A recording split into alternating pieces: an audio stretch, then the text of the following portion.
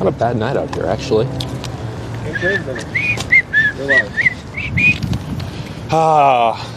Back again. We're back. Back again, Jack. I wish the circumstances were better, but unfortunately, this is what it is. 4 straight losses against teams that matter. Taking on one of the worst teams in college basketball at NC Central. Number 350 out of 365 teams in Ken Pom. Ooh, boy, I got some stats for you on them, too. But never take an opportunity for granted to see the Kentucky Wildcats play. Life isn't so bad, but I'm trying to be positive and optimistic because I've just been a big old dark cloud here recently. So yes. let's try to be positive, Zach. Okay, well, how do you want me to start with my positivity? Because I'll have to muster something up if you really want me to be positive. Just, the world is your oyster, buddy. You decide where this thing goes. Let's start with the North Carolina Central Eagles. We'll be quick with them because they are, like Jack said, 350 out of, is it 365 or 364? 365. 365. Because I know that because they're 365 in offensive. No, don't take that's my stat. Sorry. Or effective field goal percentage. Yes, they are dead last in the country in effective field goal percentage. Can you guess what they are in 2-point percentage? Also dead last. Dead last in the country. This team shoots 34.6% on 2-pointers, under 30% on threes.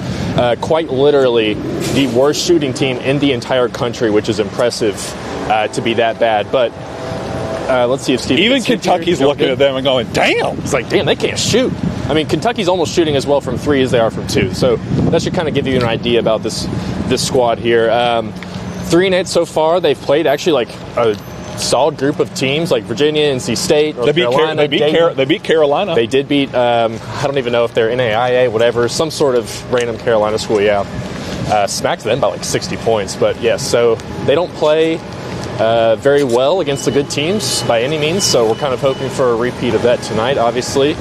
Their head coach, Coach Moten, he has been there since 2010. Has not had a 20-win season since 2017, only has 1 NCAA tournament appearance in his tenure, which just seems kind of ridiculous that he would let a guy sit around and stay that long, but I guess not a big basketball program down there in NC State, or North Carolina Central. There's so many North Carolina schools. Gage Lattimore, the one guy, if there's anyone on this team to look for, it's Gage Lattimore.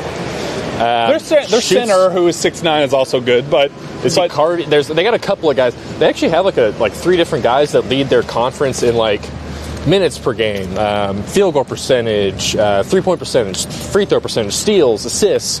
So they have like some guys in their conference, but if you look at the MEAC is dead last in the entire country in Ken Pom's net rating by several points, actually, by like 3 or 4 points. So they are like a middle ground team in the worst conference in the country. Like, I can't stress where I'm sure we'll try and go for 40 points.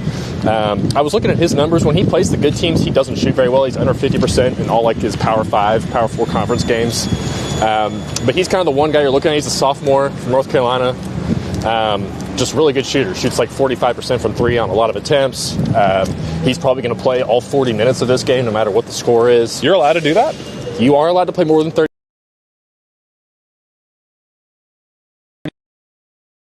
It's just not a very talented team.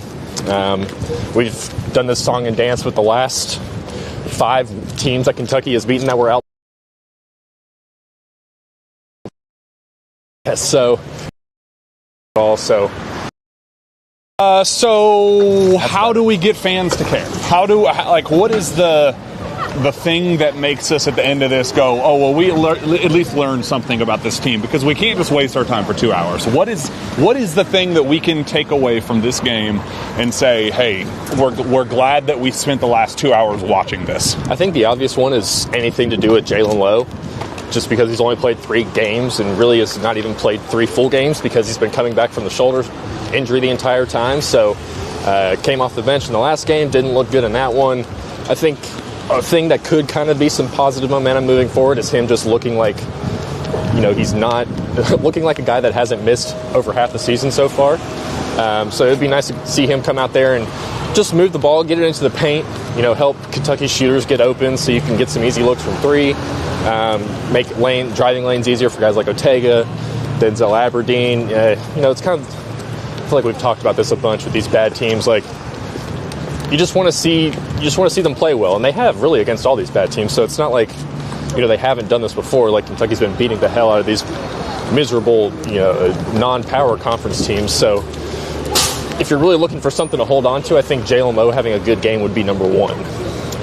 Yeah, on that list. I just feel like confidence is so low with this team that it has bled into so many other areas with the effort and the concentration. And, Brandon Ramsey did a great job kind of like, hey, it's not a catch-all. This team just has bad energy. There's a lot more that goes into it, but it all kind of connects. It all comes back to the same thing. When you're not making shots, you lose confidence, you dog it, on the defensive end. Like, it all works together in harmony, where if you're making shots, hey, you're going to have a little bit more pep in your step on the defensive end. And that's where, when you talked to Denzel Aberdeen yesterday, he talked about that. He's like, yes, our energy and effort has to be better. It does, and it's going to change. Yeah, I like that he admitted that at least. We do not want the narrative to be about this team that we don't try hard. But execution does go a long way with that, and we do just kind of need to see some shots fall and get the belief in each other back. I just think that the connective tissue is not where it needs to be. The trust is not where it needs to be. The togetherness isn't where it needs to be. And I think all of that is self-inflicted. It's all very much your own doing, and it doesn't matter the level of competition. You just need to play again. I mean, you can do that 5-on-0. So that is where I would start with all of this. Find a way to put together, don't just out-athlete them. Don't get out in transition and just dunk. And the title is, I've got to change that. I don't know. You want to acknowledge that? It's not the post-game rapid reaction from... Oh, okay. This is not the post-game rapid reaction. Stephen Peak has just informed me. So if you were tuning in for that, sorry. You're getting a pregame show for... Who are they playing? North Carolina Central. Yes.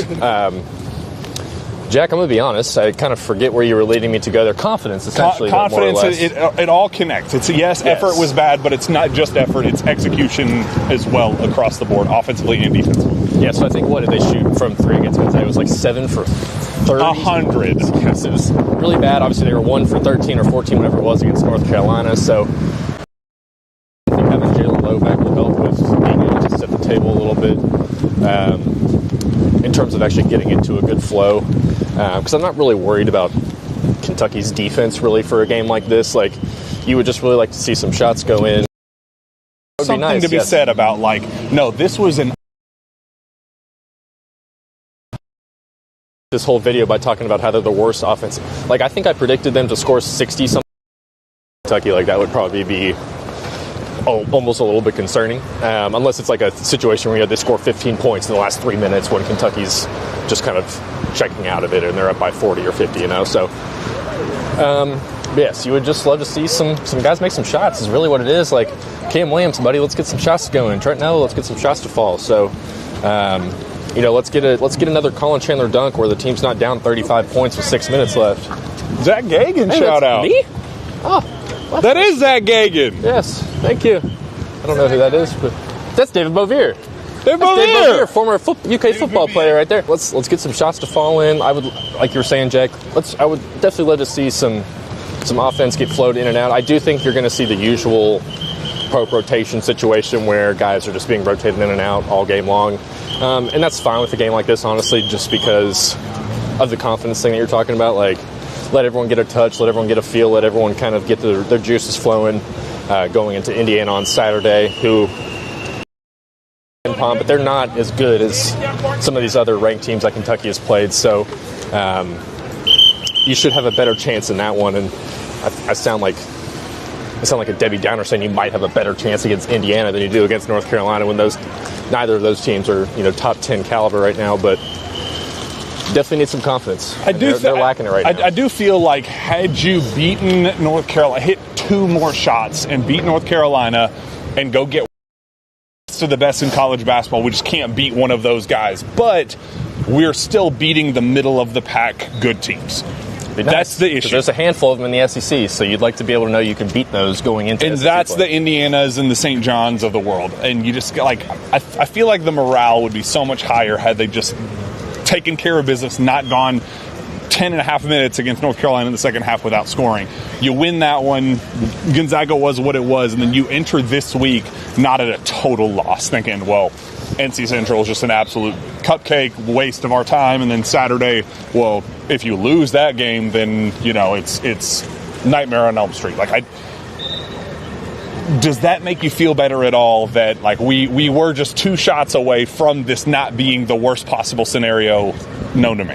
No, it doesn't, because that's just not how it happened. I'm trying, guys. I'm trying. But no, it doesn't make me. It actually makes me feel worse, because I don't think North Carolina is. I just don't think they're that great of a basketball team. So fine, just fine. They're an average team. Yes, sir. There we go. Cats. But yeah, so. I don't know what else to say about this. What do you think the crowd is going to be?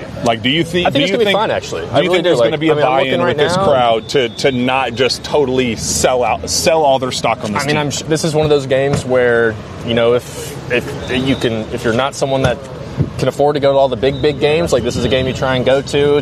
You're getting closer to the holidays. People want to go out and support their team. We heard all the boo birds in Nashville. I don't think that's going to be. It's a different type of crowd at Rupp Arena for tonight compared to what the Nashville crowd unless is. It gets ugly. And it's also not a 9:30 start. And I will say, or whenever that game started, 7:30. If this game gets ugly, they're not scoring, and we're seeing more of the same against a competition was it this Tennessee bad. Tech? They kind of started out, or was that Loyola? Which team did they kind of start out slow against? Nichols. They started out really slow. Well, Nichols as well, but that was the very first game. There was one of the last games they kind of started out slow and then ended up winning by 50. I think it was Tennessee Tech where they won that game by 50. Yeah, because there's the John Pelfrey, it's closer. Yeah, and then kind of early to start. Yeah. But that's the scenario where you don't want that. If it's a tie game after 10 minutes, this fan base is booing. Hey, I'm telling you they're booing. I probably wouldn't blame them. We'll be on Media Row. Jack might be going boo under his voice. Not me. I would Not never. Jack Pilgrim. So I think you're going to see 10 guys play tonight. I think everyone's going to get their 20 minutes. Everyone's going to kind of touch the ball, get a feel for the game, and hopefully Kentucky just wins by 40 points. And 70 points. I don't even think that matters, the 40 versus 70 in terms of the fan perception. Unless it's a literal Cats by 90 type thing and you beat them 100 to 10, you could. I would love that. That would be hilarious for just a lot of reasons. It would make our rapid reaction a lot more fun. But just gotta get out of here healthy. I think is the main thing. Don't overexert Jalen Lowe. Let's just get him to his 20 minutes and then start him against Indiana, or maybe even. I would imagine he's going to come off the bench tonight. If I had to guess, that's just kind of how it seems. Why? I don't know. I'd rather just start him at this point, but hey, we'll see. Maybe he ends up starting. It would be nice. And who would you if they do start Jalen Lowe? How do you think that starting lineup would shake out? Obviously, you'd probably still start Ortega, and then you just send Colin to the bench, and Denzel slides down. It's probably what it'll be. So. No Mo, doesn't sound like tonight. I wouldn't say Mo, but he told some people at the open practice yesterday that he was planning on a return for Saturday. That would be nice. And we're also on Jaden Quainton's watch. Pope said that we're a ways away last night on his call-in radio show. I wouldn't look at that as a negative. I think that was more of a don't expect to see him play tomorrow night. Probably don't expect it. He's not going to play against Indiana either. But we are definitely in week by week, kind of day by day situation with Jaden, where I wouldn't be shocked if we're next week we're kind of in game prep mode and game time decision for St. John's, and then let's full unleash against Bellarmine. I think that's kind of where we are with Jaden. So does that give you any optimism that hey, we were down 3 starters, now we have the full arsenal at our disposal? I've been a big proponent of this team is missing 3 potential starters. I don't think you can fully accurately judge this team until all those guys are back. I would still say my preseason expectations have been pretty majorly adjusted because I didn't think it would look this bad with all those guys on the bench. But yes, it does. I want to see all those guys play together. I just want to see how it looks. I was watching some Jaden Quainton's highlights earlier today, and I was like, man, every time you watch him, I'm like, he's unlike anything that Kentucky has on the roster right now in terms of athleticism and his just defensive ability overall. So he's going to change a lot of things. Doesn't change the 3-point shooting. That's still kind of a thing. There's Mo Diabate, and honestly, neither does Jalen Lowe. But at least from his own perspective of shooting, he should be able to help guys get better shots and better looks. But it doesn't matter if Cam Williams or Trent Noah are still going to shoot under 30% or whatever it is. I think Trent Noah's above that, but he kind of is acting like he's a 30% 3-point shooter right now. So the Jaden Quainton's watch does has me a little bit more positive. That's probably the most positive thing about this game is that we're one game closer to Jaden Quain's playing. I love that mentality. I also love that it's freezing cold and we're about to make our way inside. So we have a parlor. We're going to give our parlor pregame picks. Love our friends at Parlor. Shout out Parlor, man. The pizza is the absolute best. Their smoked wings, man. I actually had them. I still haven't been yet, but I do plan on going. I actually had them the other day for our kind of like late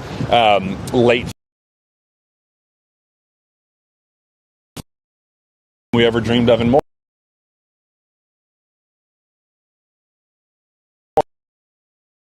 Here in Lexington and one of Southern Indiana, they're everywhere. So if you're a Kentucky fan watching this or listening to this, you can go and see our friends at Parlor Pizza. Prediction, Zach, how are we doing?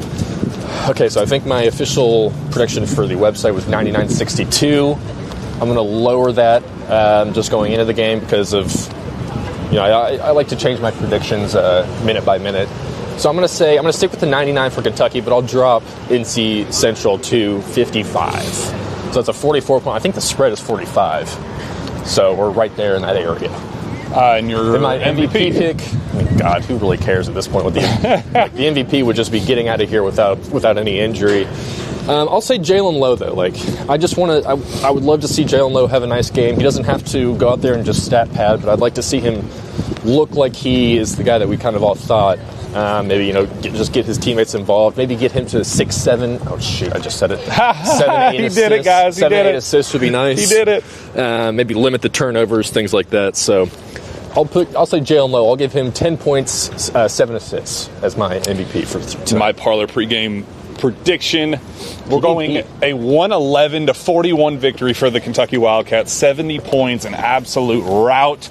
And I was going to take Jalen Lowe. I actually said on the KSR pregame show that he's going to have a triple-double tonight. I stand by that. I did hear you say that. I stand by that. You're going crazy with him today. I love it. But I'm going with Otega Owe is going to be our game MVP. He's going to go for 30 points. We know that guy. Go for 30 points. Mario, who's your give me a score. 165. 165. It's not as optimistic as I want, but we'll see you on the other side. Go Cats.